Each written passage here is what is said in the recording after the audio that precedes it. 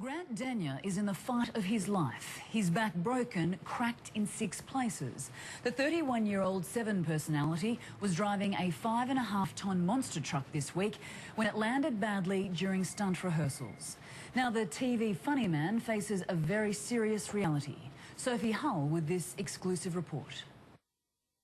Grant Denyer now with his first sky wheelie and freestyle attempt. He picks up good air as well. It's a nasty injury. When I heard about him from the Wollongong guys, I was prepared to go in and operate that night. Grant Denyer is never one to turn down a challenge, but the next couple of months may prove his toughest yet. The energetic, multi-talented, multitasking daredevil confined to a bed and racked with pain. It's extremely painful. I get muscle spasm and the local pain and tenderness from the fracture is quite severe and needs morphine usually. Is this crush fracture or burst fracture, and the top fragment of the vertebra here has been pushed back a little bit. Dr. Richard Parkinson is a neurosurgeon at St Vincent's Hospital in Sydney. This X-ray shows the extent of the damage to Grant's shattered vertebrae, the result of his monster truck crash landing in Dapto 2 days ago. It's understood his foot slipped from the accelerator while rehearsing a jump over 5 wrecked cars. Essentially what's happened is the force when the truck hit the ground has accordioned one of the vertebrae into itself, causing a compression fracture. Despite the severity of the injury, there has been some good news.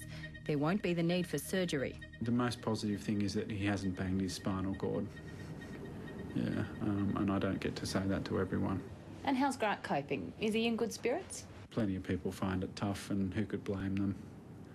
It's painful and it's irritating, and I'm sure Grant would rather be somewhere else doing something else, but I'm sure he's going to do well. Not normally one to shy away from the spotlight, Grant is letting his manager, David Wilson, do the talking for now. He's not the kind of bloke that gets his kicks out of sitting at home watching a DVD on a Saturday night, so this is going to be a really difficult thing for him to adjust to in the weeks and the months ahead. There will be up to 2 more weeks spent in hospital on his back with no movement. Then Grant will need to wear a brace from his shoulder to his hip for another 6 weeks, and his movement will be severely limited. Disappointingly, he won't make Bathurst. This had been his best year so far in V8 supercars. I've no doubt he was taking every precaution that needed to be taken, but even so, sometimes bad things happen to well-prepared people.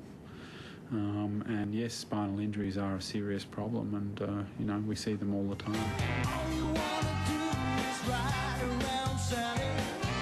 It will be some time before he can dazzle on the dance floor again, let alone take risks on the racetrack. Adding insult to injury, Grant will lose something else he can ill afford when his spine finally heals. It's a cruel world, isn't it? On one hand, no nerve damage, a prospect of a full recovery, but now 1 centimetre shorter. There goes the promising basketball career, I expect. Better that than any of the alternatives. We wish him all the very best for a full and successful recovery.